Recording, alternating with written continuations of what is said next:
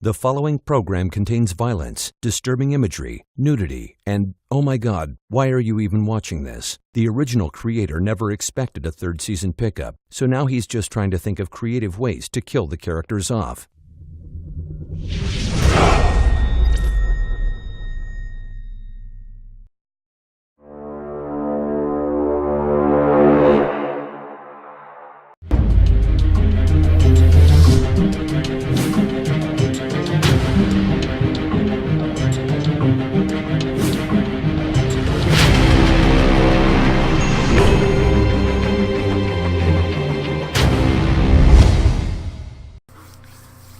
Well, hello everyone out there, and welcome back to another episode of 3 Geeks Flix. Of course, joining me, as always, is the Muse, Justin Kyle.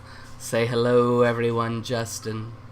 Hello, everyone. Ah, yes, and I am, of course, the Tech, Mitchell Wright, coming at you again with another clutch episode. We had a little time to think about it, and there were a few we left off that we really wanted to drive home. And we're hoping we'll surprise you all here tonight. And in all actuality, kind of a disclaimer, the Muse and I have not talked about our list to each other. We don't know what's on one another's list, so there's a possibility that something may, cross over. We may have the same, possibly not, hopefully not. But it's a complete and total surprise. So just as much as you are seeing it for the first time, we are hearing it and seeing it for the first time as well.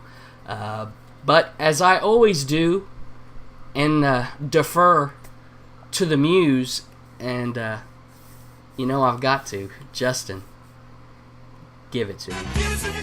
What you got?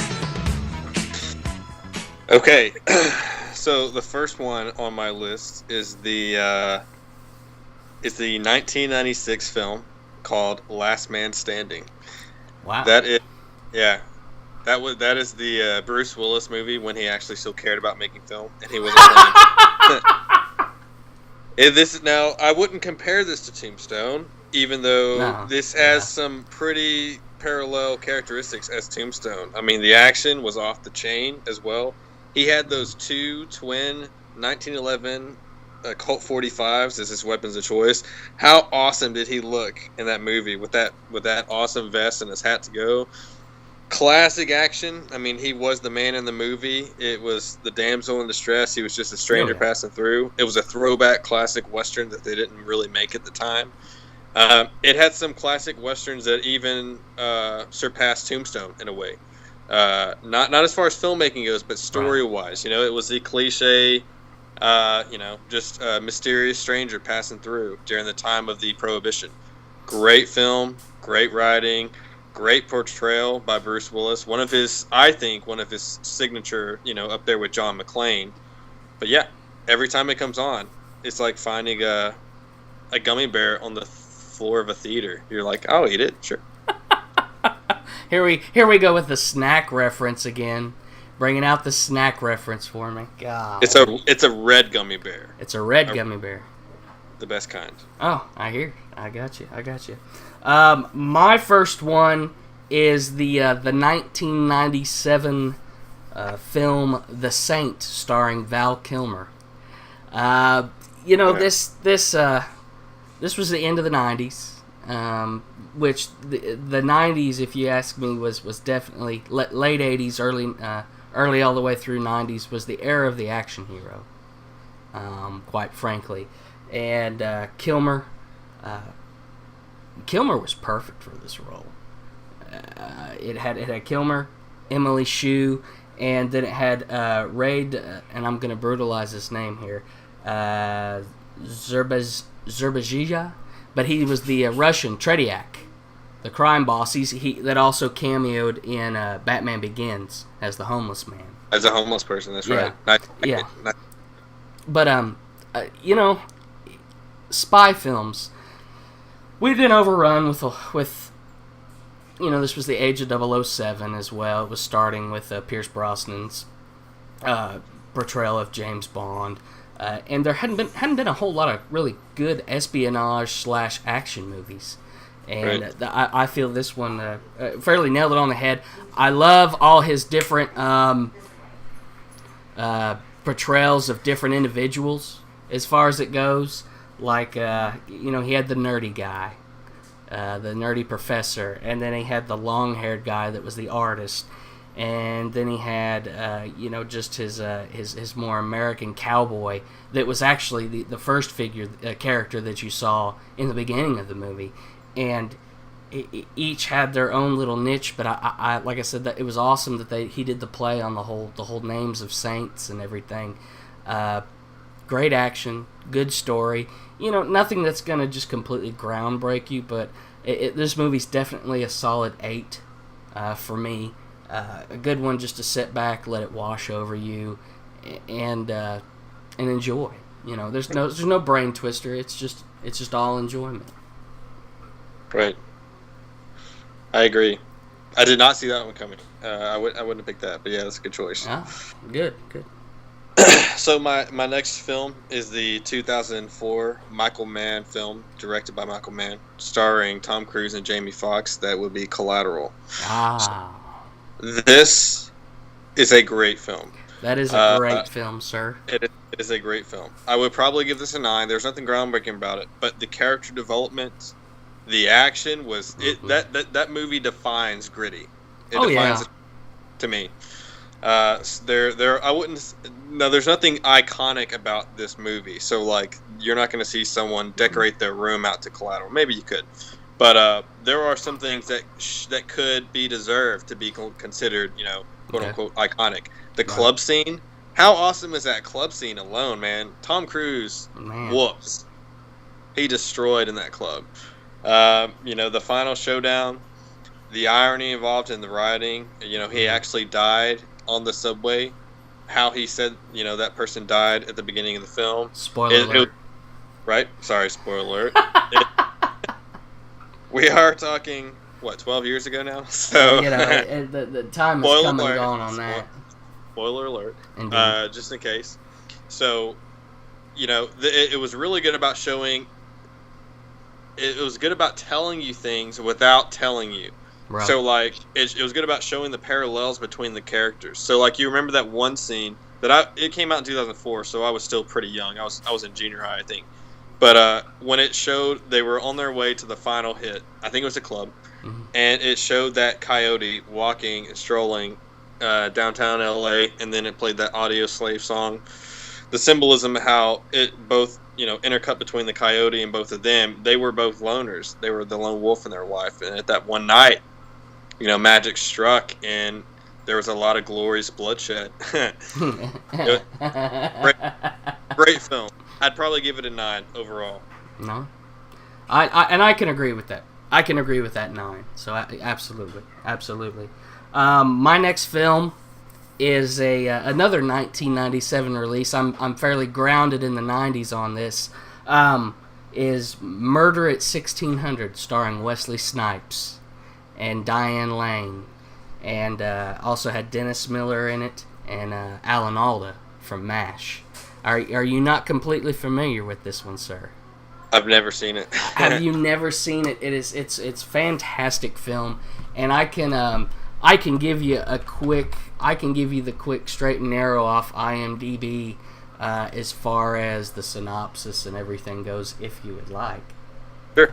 Okay. So let's get to it here. Oh Lord, there we go.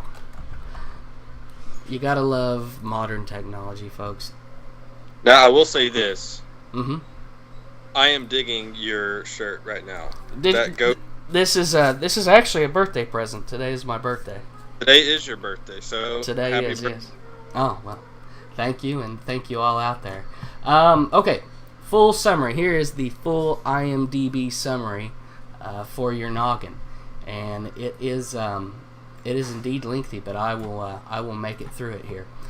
A 25-year-old female White House staffer, Carla Town, is murdered in the White House. DC homicide detective Regis is assigned to investigate, only to find evidence suppressed by the Secret Service. Regis is Wesley Snipes' character.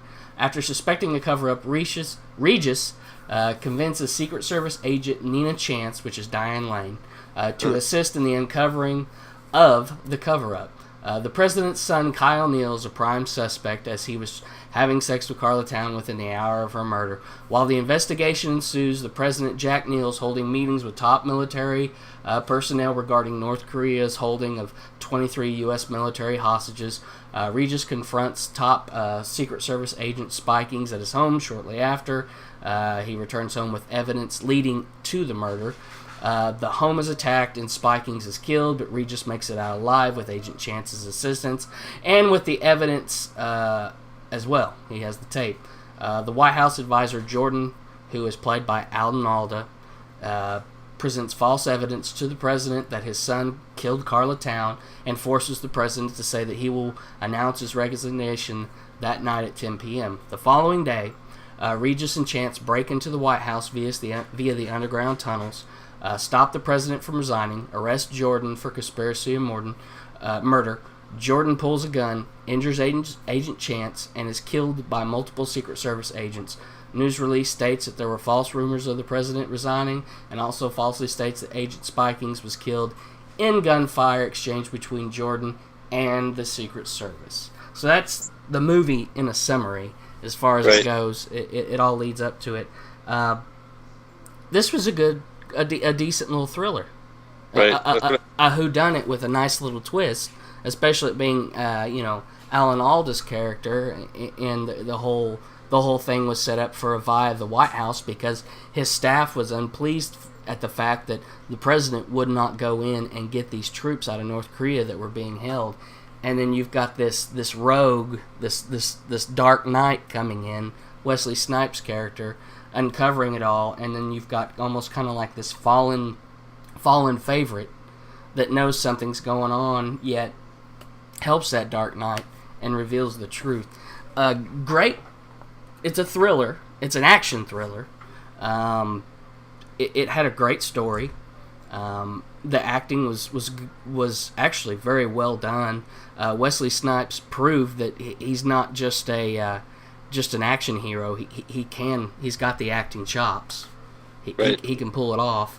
And man, this is a good one. Even though you've seen it, who knows how many times, it's another one that it's easy to set down, watch, pick up wherever you're at. It's not one that you just absolutely have to see from the beginning. You can let it wash over you like all my other ones, and kill yourself an hour and a half and enjoy. Right. Yeah. Good. Cool. The thing about thrillers is if a thriller has a rewatch value, that's the ultimate test of a thriller. If you know how it's going, then you want to rewatch it some more. That is the ultimate testament of how high quality it is. Agreed. So my third. I guess I should have called it a crime drama, but it has thrill to it. So. Right. So my third film is the 2009 release of the Guy Ritchie film called Sherlock Holmes. Aha!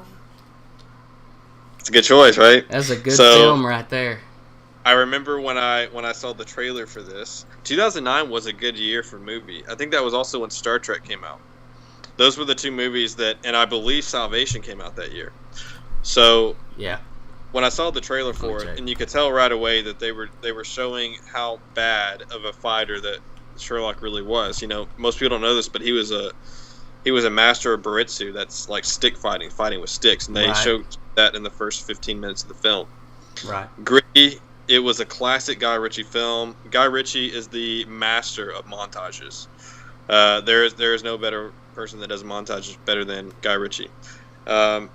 Perfectly cast at the time. Robert Downey Jr. was just coming back, so this was, and he hasn't gone away, but this was I think he had done Iron Man the year before, and then he had done Due Date maybe around there. So this is when you were starting to see him start to escalate in a way he's never done before. Yep. And what a perfect property for him to take over at that time in his career. So the main villain was not the classic Moriarty. I forget the main villain's name, but he was a great first villain. So I equate this to, if we're looking at it as far as quality goes, I equate this to kind of like Batman Begins. Of a franchise, it was a solid first step to give you what kind of world this was. They didn't give away everything. Again, Moriarty wasn't in there, right? Which was which was a smart move. But it was really true to the character of Sherlock Holmes, and I'm really glad because they showed there were times when he was actually tortured, and it showed how alone and how eccentric he was as a character. You know, whenever he was waiting for Sherlock or for Watson and his fiancée, whenever he got the wine splashed in his face, whenever he would spend weeks locked in a room trying to make flies fly in synchronization according to a scale. That was a nice touch. It showed all of the madness, and it's one of the best tributes to a character. I mean, Sherlock Holmes is iconic. There's not a person I don't know that doesn't know who that is. So it's one of the best tributes to an actual character I've ever seen. Yeah. I give it a solid 8.5. Very nice. Very nice. And that character, Mark Strong, was Lord Blackwood.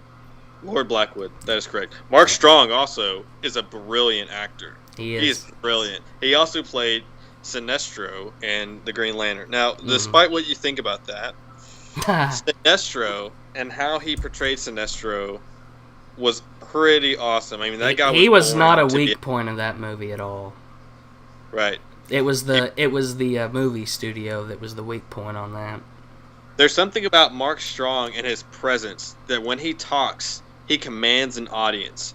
So, like, even in Green Lantern, when he was telling the Lantern Corps, we are facing an unprecedented danger, they showed that in the trailer. I was like, oh my God, are you the president of the United States? He just, I mean, he was purple, so that's a stupid question. But still, he commands authority when he talks. Great actor. Oh yeah. Well played on that one, sir. Well played. My next film is we're going back in the day still. It's a 1994 film. It is a comedy, but it is from a director that is extremely well known, especially in this day and age. He's got his hands in everything from sci-fi to comics to superheroes. He's got a TV series, but this was really his breakout debut as far as it goes into film. And not only did he direct, but he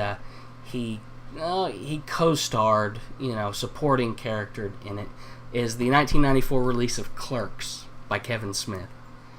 And talk about a movie honestly about nothing, in a way. It's just a day in the life of two guys, one that works at a convenience store and the other that works at a video store connected to it. They're nothing special or fantastic. It was kind of an average Joe comedy, and it was raw. And how great was it that it was filmed in black and white, like it was all filmed from surveillance camera or kind of a different point of view. But I think little did people know what effect this movie would have on comedy and on genres to come, especially Kevin Smith, who played Silent Bob. I mean, he's seen movies such as Star Wars. He's helped directors talk them through comic book characters, what would be expected, what the fans would want, what they would see. The guy is extremely respected as far as that circle goes. He's an icon. He's a legend. Right. He ranks up there with the likes of Stan Lee. He's iconic. Everybody knows him. But this movie, it didn't do anything fantastic other than get you sucked in the whole time to a movie that's honestly about nothing but a crappy day that one guy has that ultimately turns up all right, but a hilarious movie. Right. And this was a time to work. A lot of the comedies that were raw were a little over the top, and this one was kind of grounded in the norm, in the real, and some of the things that were said and just the comebacks and the comedy, it's everyday normal people, right? Kind of stuff. And so, yeah, when Clerks is on and the kids aren't around, I can't tell you how many times in college I wouldn't have anything going on. I'd be bored. I'd pop open my DVD case and I'd just throw in Clerks and I'd sit there. And by the time I was done watching that movie, I had at least 10 people in my room watching it with me. Right. So, and that movie's a solid 8. So, like, if you could take Pulp Fiction and stretch out an episode of Seinfeld to 2 hours and have them thrown together, that's what you would get. Oh yeah, classic Kevin Smith dialogue that can, just as renowned as a Tarantino. But you said it best when you said it's about nothing. That's pretty much what it is. Yeah. In a good way possible, in the best way possible. Oh yeah. Oh yeah. At all. Oh yeah. Right. On to you, sir. Okay, so my next film is the 1999 release of a film called The Boondock Saints. Oh man, that's a great film right there. It's a great film. Yes, it is. So with the second one, have you seen the second film? Yeah. Yeah, that's the appropriate. That's the appropriate reaction. Man, that's the thing. This is how good the first one is. Is usually, if you have a cult classic, which it is a cult classic. Oh, it is absolutely a cult classic in every shape, no form, and fashion. That. No one's going to question that. And if they do question it, they immediately lose my respect. But regardless, usually cult classics, if the studios decided, in this case the writer or director decided to make another one, I think it was over a decade later or something crazy. Maybe it was a decade later. Oh, but yeah, it was a while. The second one does not compare to the first one at all. Not at all, in my opinion. So usually when that happens, the first one loses some credit. A lot of credit, depending on the property. In this case, I just act like the second one doesn't exist. I don't have the second one on DVD. And I think that's what a lot of us do. In all honesty, that's what a lot of us do. It's like, there's the first one, and then there was something they did a day late and several dollars short. Right. So I have a lot of movie shelves that I have organized by genre. So like I have a superhero genre, I have a sci-fi genre, I have a psychological thriller drama, a straight up drama shelf, and then I also have what's called a classic genre. Right. This holds movies like Jaws, Citizen Kane, Gladiator. Gladiator's a 10 out of a 10. Taxi Driver, Lord of the Rings, Return of the King. The Boondock Saints is on this. That's how it is. This is a classic movie. This would be like the modern day Sting with Paul Newman and Robert Redford for our generation. so many iconic moments. My favorite was many favorites. When they come out of the ceiling and they're hanging upside down and they start shooting people in a circle, they were playing that awesome guitar / dubstep song. Yeah. I've been searching all my life for that song. Literally before I was born, I was searching for it. And I still can't find it. It's not on the soundtrack. So if you know what it is, anybody out there, send me a link, write on a comment. I need to know it before I die. It's a bold statement. Yeah, there's some of the best lines in that movie. As far as it goes, it's, your rope, your stupid rope. It's just, that was great. That was great. Oh, is that right, Rambo? He pulls out the knife.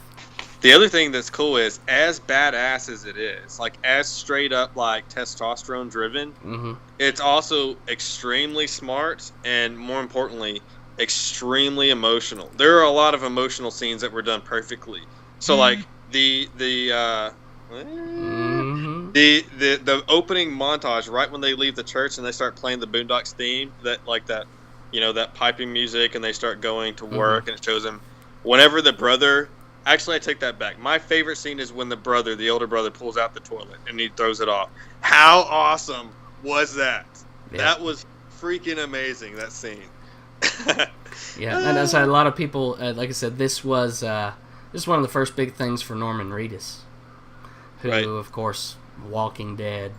And I think the other guy's name is Sean Patrick or something like that. Sean Patrick. And he was at one time up for the role as Anakin Skywalker in the prequels. He's kind of fallen off the map now. I haven't really seen anything, but yeah. Yes. Boondock Saints, I'm gonna have to give it a 9. I give it a 9. I'm in total agreement. A 9 it is for sure. All right, I'm gonna take you back almost 20 years on this next one, folks. It is a classic. And shame on me, this movie in my mind, and we each have one. We had one last time. This movie in my mind is a 10. It really set the pace for what an action movie in the late 80s could be, and it had a fantastic cast, and it was one of the big breaks and roles that would kind of help define a career of a truly gifted and talented actor that we lost here recently. It is the 1988 film of Die Hard. And, of course, Bruce Willis, and of the villain being played by Alan Rickman. Now, Die Hard, of course, is still going, and going strong. In my mind right now, though, really, the only two that I truly three that I truly recognize is Die Hard, Die Hard 2, and Die Hard with a Vengeance. With a Vengeance, yeah. But Die Hard, I mean, so many great lines. One man, the cowboy, against all. Not a shot in the world yet pulls it off. Bruce Willis is still great at being that action hero, that lone gun. It's kind of like you said in Last Man Standing. In the 90s, late 80s and 90s, Bruce Willis was that guy. And this is one of the films that helped make him this guy. And this was a John McTiernan film, and the music, the scenes, the cinematography, the filming, just it was original, and it definitely laid the foundation for what action movies, thrillers, suspense, whatever you want to call it, can be. Right. And it is, in my mind, this movie is a 10, because it was a mold.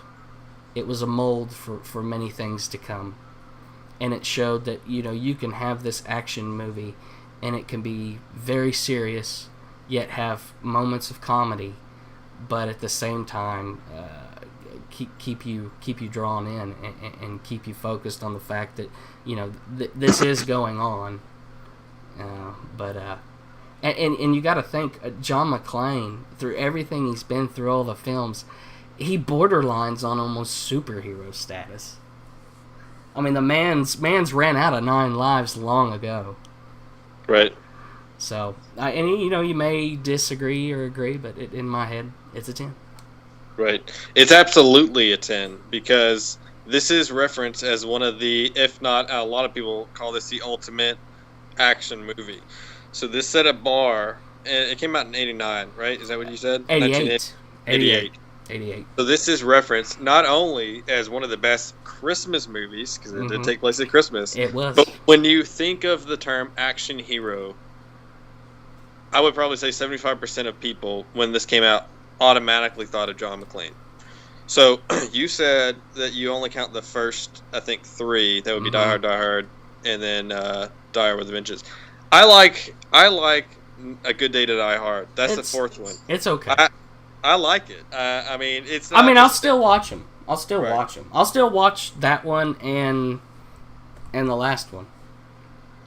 Now, see, the last one, I'll watch it. Where the one with his son, John McClane's son, Jai Courtney. I don't have time for it. It was over the top.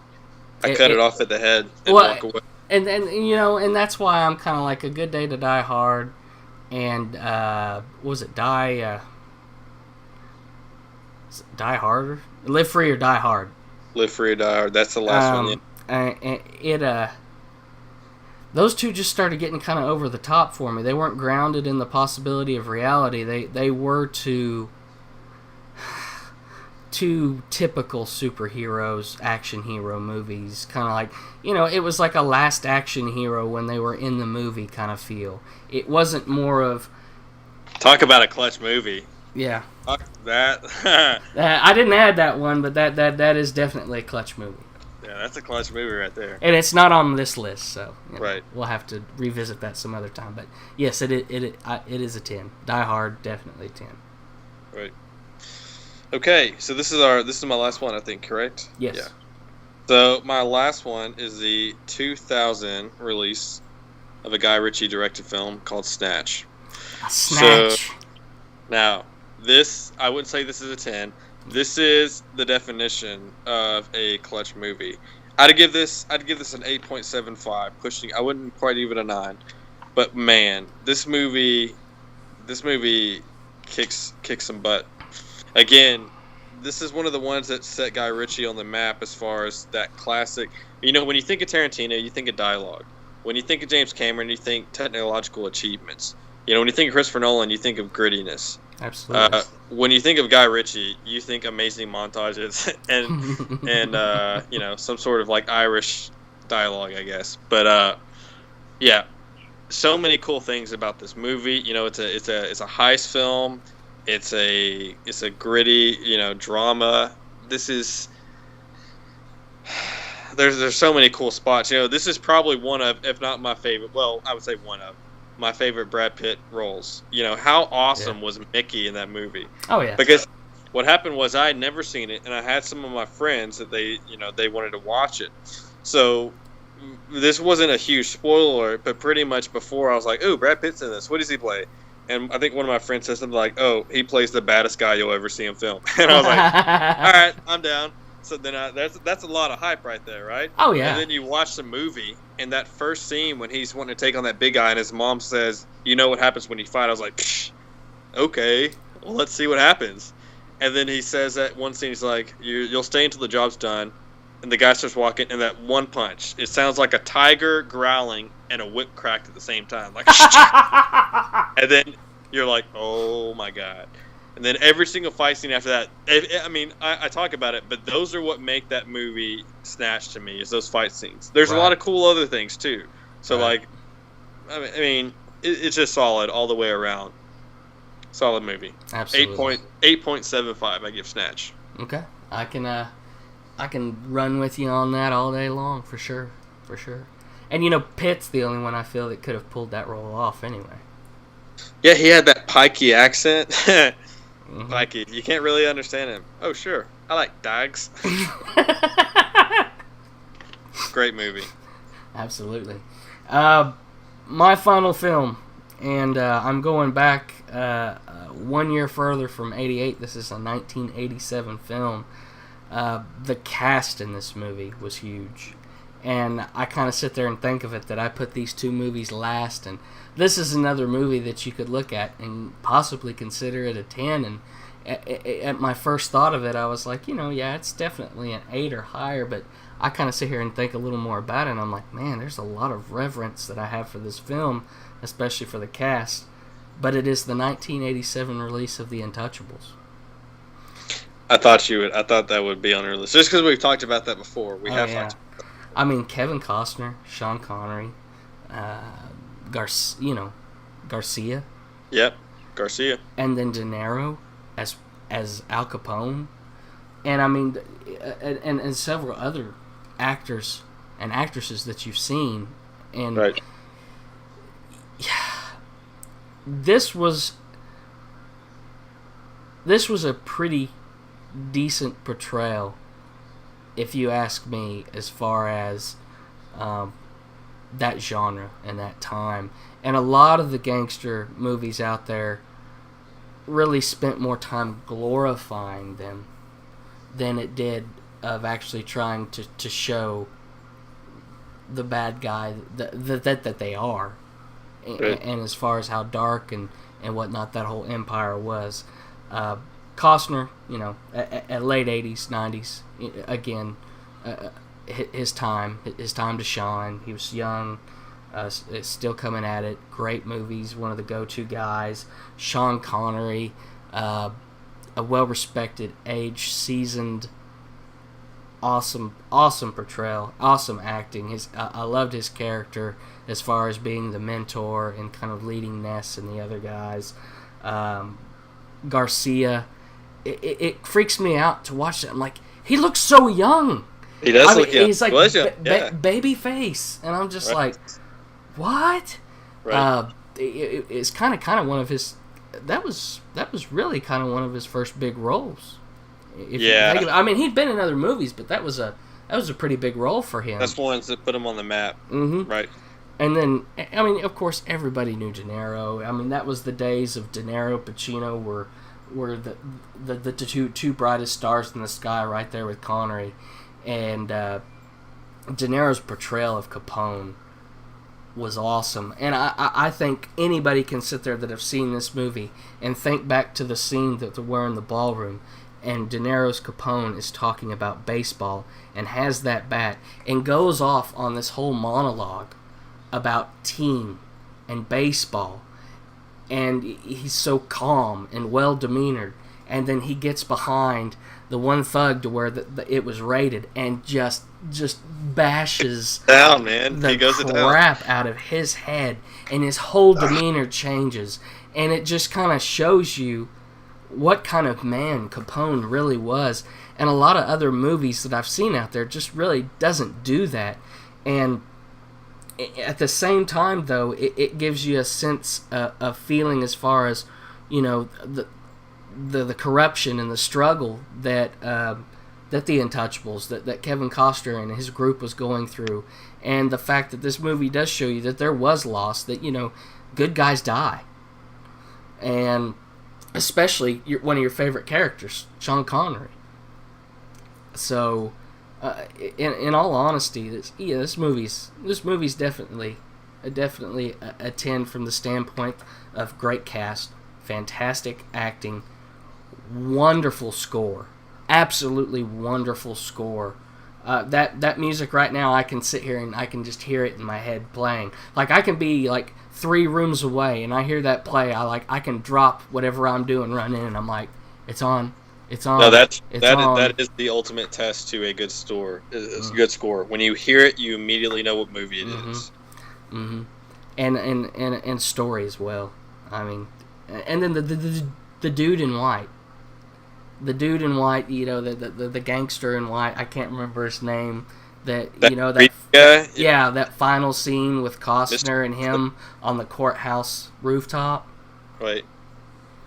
Yeah, that's the other thing that was really they did a phenomenal job with that movie. Is like every one of the team was so different, and as far as where their characters were at in life, yet they fit together like a puzzle. Mm-hmm. So like none of them were the same. Like you said it yourself, Connery was the mentor. Costner was like the heart, I would say, of the team. He was the driving force, the leader. You know, Garcia, he was the young blood with the talent. You know what I mean? It was like a winning Super Bowl team. They all had their parts, a well-oiled machine perfectly. Absolutely. And, you know, and shame on me, for some reason, I cannot remember the name of the gentleman that was the accountant.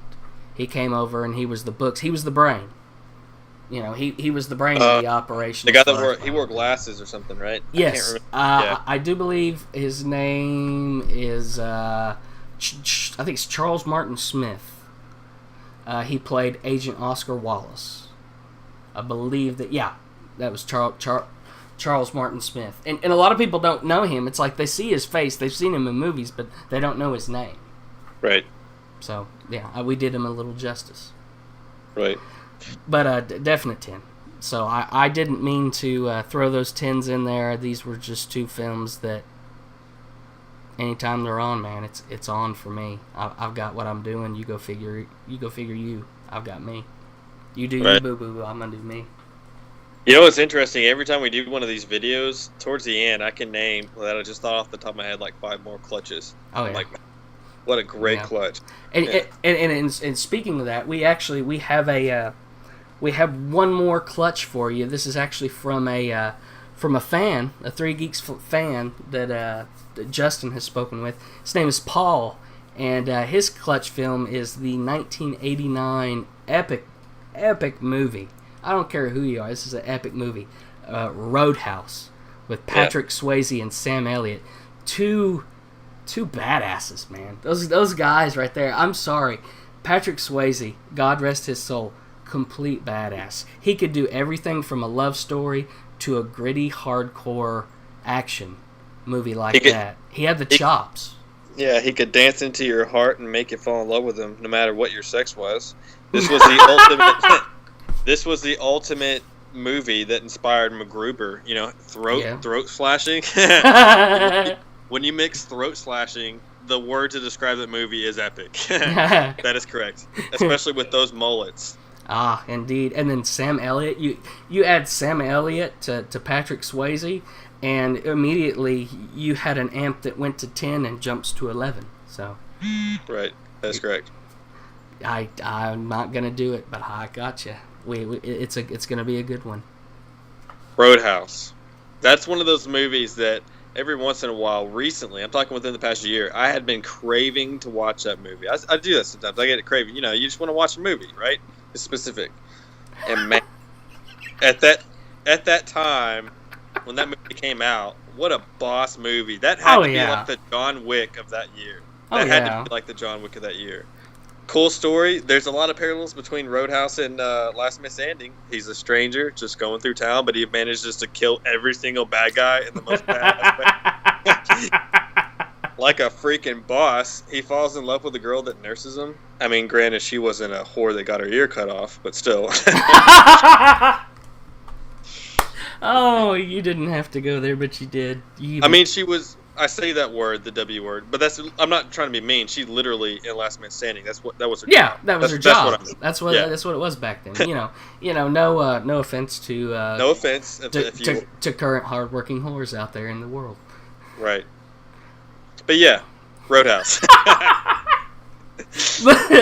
Oh, what a great film. That is the definition of a clutch. So good job, Paul. Way to go, Paul. Thank you, Paul.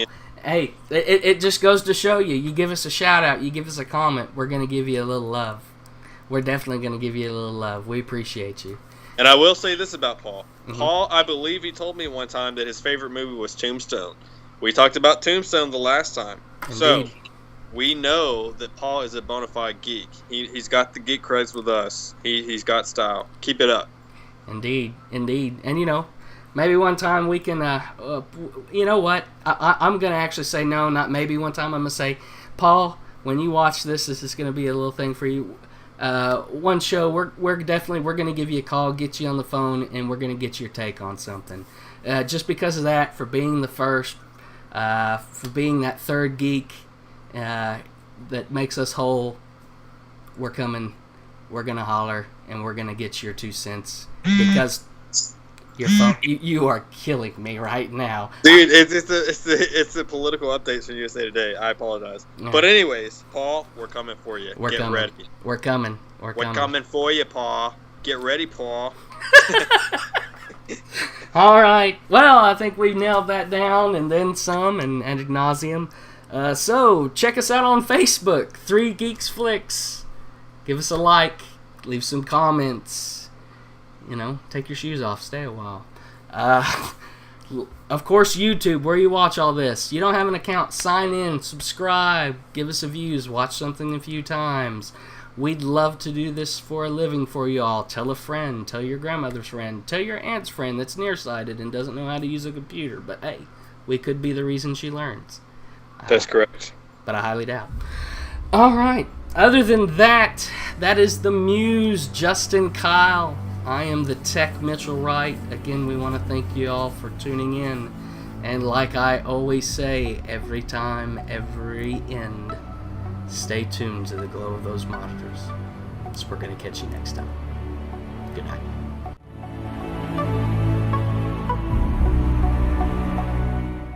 Someone touched my stuff. Are you going to say something funny or what?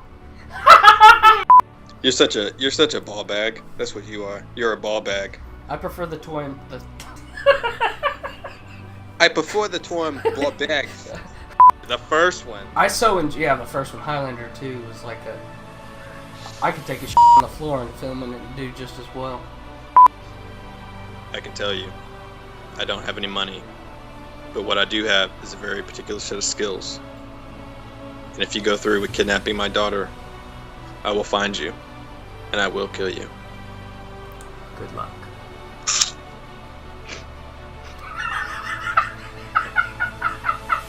I was watching our Deadpool review recently, and when we kept doing the